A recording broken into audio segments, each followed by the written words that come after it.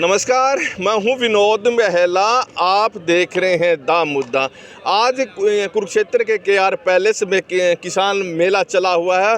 चौधरी चरण सिंह कृषि विश्वविद्यालय हिसार के कृषि वैज्ञानिक डॉक्टर हरिओम जी मेरे साथ है। डॉक्टर साहब, दा मुद्दा पर आपका पहले स्वागत है। नमस्कार जी। डॉक्टर साहब, जो ये मेला लगा हुआ है, इसका उद्देश्य क्या है? क्या क्या जानकारी किसानों को दी जा रही है? किसान भाइयों को मेरा नमस्कार। ये जिला स्तरीय फसल अवशेष प्रबंधन के ऊपर मेला लगाया गया है, जिसमें पूरे ज़िले से किसानों को आमंत्रित किया गया है, क्योंकि एक बहुत बड़ा इशू है ये उत्तर पश्चिमी भारत में फसल अवशेष प्रबंधन। इसमें पंजाब और हरियाणा के किसानों के ऊपर एक जिम्मेदारी डाल दी जाती है कि उनकी वजह से ये जो वातावरण का जो प्रदूषण है ये फैल रहा है और दिल्ली तक जा रहा है।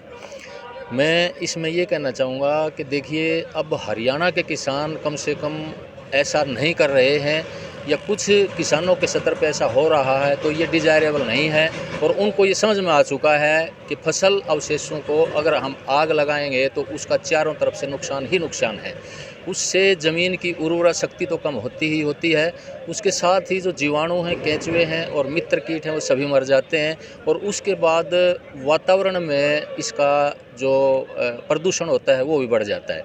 तो किसानों के बात ये समझ में आई हुई है। कई बार मजबूरी ऐसी हो जाती है, किसान के पास कोई ऐसा साधन नहीं होता है, या उसको समय पे ऑपरेशन करना होता है, अगली फसल की बिजाई करनी होती है, तब वो इस तरह की सिस्टम में इन्वॉल्व हो जाता है। लेकिन मेरी सलाह यही है किसान भाइयों को कि फसल के अवशेषों में बिल्कुल भी आग न लगाएं, और उनको अब दो तरह से प्रबंध किया जा सकता है। एक तो उनके बेल बना के, गांठें बना के आप खेत से बाहर करें, और उसके लिए हरियाणा सरकार ने भी और केंद्र सरकार ने भी प्रोजेक्ट्स शुरू किए हैं कि आप बायोफ्यूल के रूप में या ऊर्जा के रूप में उनका प्रयोग करें, और आपने देखा भी होगा कि इस सीज़न में उसका काफ़ी अच्छा रिजल्ट भी मिला है। तो लेकिन मैं किसानों से एक बात कहना चाहूँगा कि ये जो फसल अवशेष हैं, खेत का सोना है, इनको खेत से बाहर ना जाने दें, इनका खेत के अंदर ही प्रबंधन करें, जिसको इन सीटू मैनेजमेंट कहते हैं। और उससे क्या होगा कि आपके ज़मीन की जो घटती हुई शक्ति है, जो ऑर्गेनिक कार्बन आपका बहुत निचले स्तर पे आ चुका है और आने वाले समय में इसी तरह से घटता रहा है, तो आपकी फसलें होना लगभग बंद हो जाएंगी। क्योंकि अब भी स्थिति ये आ गई है कि आप जो विविधीकरण की स्कीमें हैं सरकार इसमें आपको प्रोत्साहन राशि भी दे रही है, लेकिन फिर भी आप नहीं कर रहे हैं इसको। ये क्यों नहीं कर पा रहे हैं कि आपकी ज़मीनें जवाब देने लग गई हैं, ज़मीनों की ताकत घट गई है, ज़मीनों में जो एयर स्पेस था, जो पोरोसिटी थी, वो घट गई है। इसका जो फिजिकल हेल्थ जिसको बोलते हैं, एक सॉइल एग्रीगेशन टर्म होती है कि छोटे छोटे जिसमें एक चिपक जाते हैं, छोटी छोटी गोलियाँ सी बनती हैं अच्छी, जैसे हालात में, जैसे केंचुए की आपने कास्टिंग देखी होगी, तो उसमें जब इम्प्रूवमेंट नहीं होती है तो वो घटता जा रहा है, जिसकी वजह से ज़मीनों में हवा का और पानी का जो संचार है वो घटता जा रहा है, और उसकी वजह से विविधीकरण संभव नहीं हो पा रहा है। क्योंकि अब धान और गेहूं के अतिरिक्त आप दूसरी फसल लेते हुए भी डरते हैं, बहुत रिस्की हो चुका है ये। और ऐसा नहीं है कि कभी ये फसलें होती नहीं थी यहाँ पर ग्रीन रिवॉल्यूशन से पहले, हरित क्रांति से पहले हर तरह की फसल होती थी पूरे पंजाब हरियाणा के एरिया में, चाहे वो दालें हैं, चाहे वो दलहन की फसलें हैं, कपास है, बाजरा है, सभी तरह की फसलें होती थी। तो अब ज़रूरत ये है कि ज़मीन का स्वास्थ्य इंप्रूव किया जाए, इसको फिजिकल हेल्थ इंप्रूव की जाए, ताकि इसमें पोरोसिटी या हवा का संचार और जल का संचार बढ़े, जिसकी वजह से दोबारा फिर हम उसी तरफ जा सकें। तो इसके लिए अवशेषों को अगर तरीके से ज़मीन में मिलाया जाएगा तो इससे सारी क्वालिटी अच्छी होती चली जाएंगी, और इसके साथ साथ इनका सही तरह से जो गलन होगा, डिकम्पोजिशन होगी, वो तभी हो पाएगी जब ज़मीन में जीवाणु और केंचुओं की संख्या अच्छी होगी। तो इसीलिए अब केंद्र सरकार से लेकर राज्य सरकार तक ट्रेनिंग करी गई है प्राकृतिक खेती के ऊपर, जो गुरुकुल कुरुक्षेत्र में दी जाती है। किसानों को 3 दिन की ट्रेनिंग फ्री दी जाती है, ठहरना खाना फ्री होता है उसमें। तो जब जीवाणु और केंचुए उसमें बढ़ जाएंगे तो उनका जो अवशेष हैं वो भी बहुत जल्दी गलने लग जाएंगे, और जो अवशेषों के गलने से जो दुष्प्रभाव होते हैं, कई बार एसिड बनते हैं उनमें गलते टाइम पे, तो वो एसिड फसलों के जमाव में, या जो ज़मीन जनित भूमि जनित बीमारियां बोलते हैं, सीड और सॉइल बोर्न डिजीज बोलते हैं, वो बढ़ जाते हैं उसमें। लेकिन अगर खेत में अच्छी तरह से हमारे जीवाणु हैं, केंचुए हैं, तो वो नहीं बढ़ती हैं, और हर तरह का स्वास्थ्य बढ़ता चला जाता है, और उसमें हम डाइवर्सिफिकेशन में भी कर पाते हैं, और उससे आपका ग्लोबल वार्मिंग है वो भी कम हो जाएगा। क्यों कम हो जाएगा? जो अवशेष मिलते हैं आपके ज़मीन के अंदर, उन अवशेषों का वो जीवाणुओं और केंचुओं का भोजन होता है, यानी कि उनको खा करके जीवाणु और केंचुओं का शरीर बनता है, और वो उनका जो शरीर होता है, सीधा यूरिया समझो खाद का भंडार होता है, वो उनका शरीर ही प्रोटीन मास होता है, जैसे आप दालें खाते हो उसमें नाइट्रोजन होती है तो भरपूर होता है, तो वो उनका शरीर बन जाता है अवशेषों को खाकर। जब वो मरते हैं साथ के साथ, एक तो ऊपर की नाइट्रोजन जो वातावरण में 78% नाइट्रोजन भरी पड़ी है, समुद्र में खड़े हुए हम, ज़मीन में कमी है उसकी, तो 78% नाइट्रोजन में से लेकर जैसे दालों में गांठ बना देते हैं, तो इस तरह से ज़मीन के भी बहुत सारे होते हैं, पानी के भी होते हैं वो धान में, तो वो उस नाइट्रोजन को फिक्स कर देते हैं ज़मीन के अंदर या पौधों के अंदर। इसके अलावा जब वो मरते हैं हर 10-20 जो मिनट में वो डबल होते चले जाते हैं, साथ के साथ मरने लगते हैं। जो उनका शरीर है वो खाद का शरीर है, वो उमस का रूप ले लेता है और उस उमस को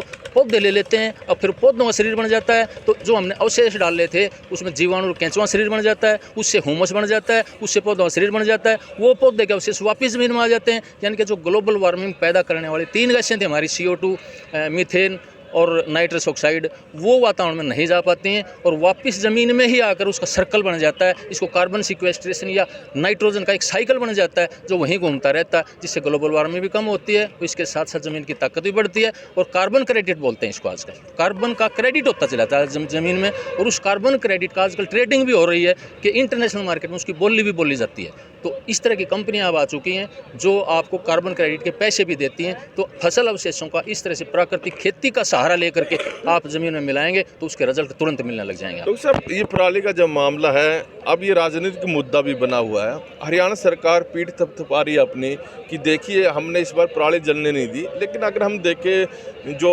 मुकदमे दर्ज हुए हैं उनकी संख्या भी अच्छी खासी है। तो आपको क्या लगता है, ये पराली जलना कम हुआ है या फिर नहीं? जो रिकॉर्ड बता रहे हैं ना, वो हरियाणा में काफ़ी कम हुआ जी, कम हुआ। हाँ, मैं पंजाब की स्थिति के बारे में नहीं कह सकता हूँ ज़्यादा। यहाँ की जो स्थिति है वो कम हुई है, जबकि केस थोड़ी सरकार सख्त ज़्यादा हुई है, जैसे लगता है कि हमें ज़्यादा केस आने लग गए हैं, लेकिन स्थिति काफ़ी इम्प्रूव है पहले से। और देखें तो जो दिल्ली की सरकार है, अब भी वो दावा करते हैं, आरोप लगाते रहते हैं कि पंजाब में तो स्थिति सुधरी है, लेकिन हरियाणा में अब भी पराली जलाई जा रही है और हरियाणा का जो पराली का धुआं वो दिल्ली में जा रहा है। देखिए, हरियाणा में लगभग चौथाई या 30-35% तक तो बासमती में एरिया आ जाता है, और उसमें भी जहाँ लंबी बढ़ने वाली बासमती है वो तो हाथ से काटी जाती है। वैसे ही लेट की अवस्था में तो वैसे ही कम हो जाता है। हाँ, थोड़ा अर्ली अवस्था में जिसमें आलू वगैरह बोने होते हैं तो उसमें थोड़ा सा किसान जल्दी करने के, फसल अगली बोने के चक्कर में उसको आग लगा देते हैं, लेकिन इसमें भी किसानों की समझ में आ चुका है और ये रिजल्ट धीरे धीरे मिलने लग रहे हैं, क्योंकि एकदम से कोई परिवर्तन नहीं आता है, इसमें काफ़ी टाइम लग जाता है। तो धीरे धीरे ये एक सुधार की तरफ है और किसान इसमें आगे पूरा सुधार करके दिखाएंगे। डॉक्टर साहब, आप किसानों के टच में बहुत रहते हो, किसानों के बीच में रहते हो, तो क्या किसान जागरूक हुए हैं? क्या वो मानने लगे हैं कि पराली जलाने से धरती को बहुत नुकसान हो रहा है? जी हाँ, मैं 1980 की बात बताता हूँ तो किसान मानता नहीं था इस बात को, लेकिन अब मानता है, क्योंकि जहाँ भी जो किसान जिन ज़मीनों में आग लगाई जा रही हैं वो ज़मीनें या तो पंचायत की ज़मीनें हैं या जो ठेके पे लीज पे लेता है किसान वो ज़मीनें हैं। तो उन ज़मीनों में आप देखेंगे साल प्रति साल, वर्ष प्रति वर्ष पैदावार कम होती जा रही हैं, और आग लगाने की वजह से जो उसके ऊपर जो सुराख बंद होते जा रहे हैं हवा के, उसमें नमक भी ठहरने लग गया, ऊपर ज़मीन में नमक बढ़ने लगा है। उस बढ़ने की वजह से आपकी धान की या गेहूं की फसलें लास्ट में जाकर के आप देखते हैं उनमें गलन आ जाती है नीचे, और उकासा या उगाला टाइप जिसको आप बोलते हैं, थोड़ी सी हवा चलते गिर जाती है फसल और नीचे से तना गड़ जाता है, जिसकी वजह से नमक भी बढ़ने लगे हैं उसकी वजह से, और ज़मीन की फर्टिलिटी भी घटने लगी है, और जीवाणु भी मरने लगे, मित्र कीट भी मरने लगे हैं, और ग्लोबल वार्मिंग भी बढ़ने लगी है। तो किसानों की समझ में आ रहा है और आने लगा है कि जहाँ भी आग लग रही है, चाहे पंचायतों की ज़मीन है, वहाँ पर इसका प्रभाव क्लियर दिख रहा है।